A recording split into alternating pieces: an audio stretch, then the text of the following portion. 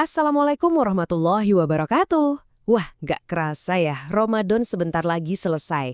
Tapi ada satu amalan pamungkas nih yang jadi penyempurna ibadah kita, yaitu zakat fitrah. Ini bukan cuma sekedar donasi biasa loh, ini adalah pilar yang membersihkan puasa kita dan sekaligus menebar kebahagiaan di hari kemenangan. Yuk, kita kupas tuntas panduan lengkapnya bareng-bareng. Hadis ini benar-benar langsung ke intinya. Jadi, zakat fitrah itu punya dua misi yang super penting. Pertama, fungsinya kayak pembersih spiritual gitu, buat ngehapus kesalahan-kesalahan kecil atau omongan yang kurang bermanfaat selama kita puasa. Kedua, dan ini nggak kalah penting, zakat fitrah jadi jaring pengaman sosial. Tujuannya mulia banget, memastikan nggak ada satupun saudara kita yang kelaparan pas Hari Raya Idul Fitri. Oke, kita mulai dari yang paling dasar dulu ya. Siapa aja sih sebenarnya yang punya kewajiban buat menunaikan zakat fitrah ini? Ternyata syaratnya itu simple banget dan sangat logis, cuma ada 3. Yang pertama, pastinya beragama Islam. Kedua, orang itu masih hidup pas matahari terbenam di hari terakhir Ramadan. Nah, itu momen di mana kewajibannya jatuh tempo. Dan yang ketiga, dia punya kelebihan bahan makanan pokok untuk dirinya dan keluarganya di malam dan hari Lebaran. Jadi jelas ya, zakat ini sama sekali nggak memberatkan. Terus, yang perlu diingat juga, kewajiban ini nggak cuma buat diri kita sendiri loh. Kalau Anda seorang kepala keluarga, Anda juga wajib membayarkan zakat fitrah untuk istri, anak-anak yang belum balik, atau siapapun yang secara nafkah jadi tanggungan Anda. Jadi ibadahnya itu satu paket, satu keluarga. Oke, kita udah tahu siapa yang wajib bayar. Pertanyaan selanjutnya yang paling sering muncul, jadi berapa sih jumlah yang harus kita keluarin? Yuk, kita coba hitung bareng-bareng. Standar ukurannya itu langsung dari Rasulullah Shallallahu Alaihi Wasallam, yaitu 1 sya'. Nah, penting buat dicatat nih, sya' itu adalah takaran volume, bukan takaran berat. Jadi acuannya adalah volume makanan pokok di zaman itu. Terus, gimana caranya kita konversi 1 sya' ke ukuran zaman sekarang? Nah, disinilah ada sedikit perbedaan pendapat di kalangan ulama. Kalau dikonversi ke berat, biasanya jatuhnya antara 2,5 sampai 2,7 kilogram.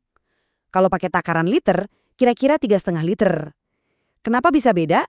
Soalnya jenis beras kan macam-macam, beratnya juga beda-beda. Biar lebih aman, biasanya dianjurkan untuk ambil angka yang lebih tinggi atau dilebihkan sedikit. Insya Allah lebih afdol. Nah, ini dia perdebatan klasiknya. Bayar pakai beras atau boleh pakai uang? Sebenarnya dua-duanya punya dasar. Menurut mazhab Syafi'i yang banyak dianut di Indonesia, idealnya memang dalam bentuk makanan pokok, yaitu beras. Tapi mazhab Hanafi memberikan kelonggaran, boleh diganti dengan uang yang senilai.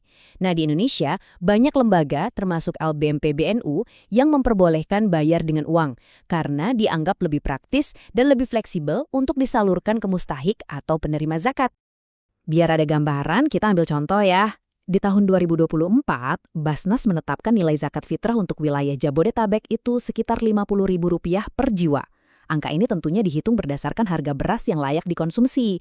Tapi ini penting banget, pastikan Anda cek lagi standar yang berlaku di daerah Anda masing-masing ya, karena harga beras di tiap daerah kan bisa beda-beda. Kalau kita bicara ibadah, waktu itu jadi kunci, termasuk dalam membayar zakat fitrah. Momen pembayarannya itu sangat menentukan nilai dan bahkan keabsahan amalan kita. Jadi, kapan sih waktu terbaiknya? Ternyata ada 5 jendela waktu pembayaran. Kita boleh loh bayar dari awal Ramadan, itu namanya waktu mubah atau boleh. Terus kewajibannya dimulai pas matahari terbenam di hari terakhir puasa. Nah, prime time-nya, waktu yang paling dianjurkan atau sunnah, itu adalah setelah sholat subuh sampai sebelum sholat Idul Fitri. Kenapa? Biar bisa langsung dinikmati oleh fakir miskin di hari raya. Kalau bayarnya setelah sholat Id, hukumnya jadi makruh. Dan jangan sampai kelewat sampai matahari terbenam di hari Idul Fitri ya, karena itu udah masuk waktu haram. Oke, zakatnya udah siap? Pertanyaan krusial berikutnya, kepada siapa zakat ini harus kita berikan? Nah, untungnya Al-Quran udah ngasih panduan yang sangat jelas dan terperinci soal ini. Ayat inilah yang jadi landasan utamanya.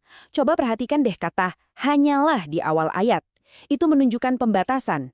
Artinya, zakat itu sifatnya eksklusif, hanya boleh disalurkan kepada 8 golongan, atau yang biasa disebut 8 asnaf, yang udah disebutin langsung sama Allah. Ini tujuannya biar bantuan benar-benar tepat sasaran. Ini dia 8 golongan itu. Ada fakir, miskin, amil, mu'alaf, rikab, ghorim, fisabilillah, dan Ibnu Sabil. Mungkin beberapa istilah kedengarannya familiar, tapi beberapa lainnya butuh penjelasan lebih.